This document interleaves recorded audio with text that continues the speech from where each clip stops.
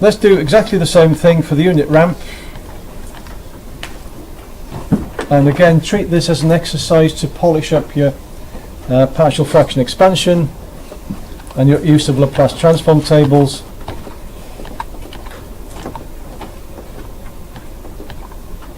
And for an unit ramp subject to a first order system subjected to an unit ramp input, what I get is that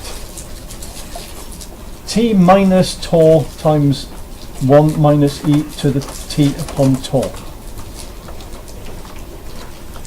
And you can see what's going on is that down here the transient bit is generally the same shape as the response to the step, and after it settles down you're just lagging behind by a time t.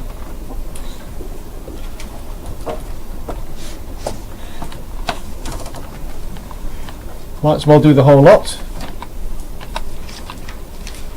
There's the unit impulse. Work out the transfer function. The output for the input signal is an impulse, so in the Laplace domain that's just 1, an unit impulse. Makes the Laplace transformation easier. We come back out and what we get is ae to the minus at. This is just the size of it, and e to the minus t upon tau. What's the value of that when time is 0? 1. Okay, 1 times this amplifier here. What's the value when time is large? 0. Okay, so this one's going the opposite direction, isn't it? It's starting at 1 and coming down.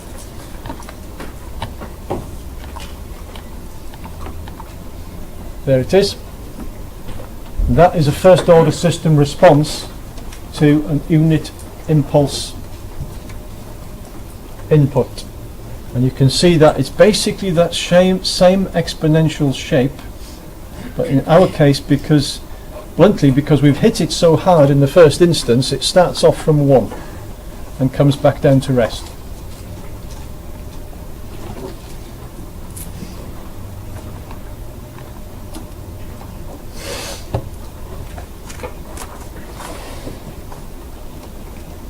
Is that okay?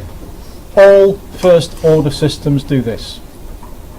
Force them into that standard shape and you can immediately draw the picture. You immediately know what the response is.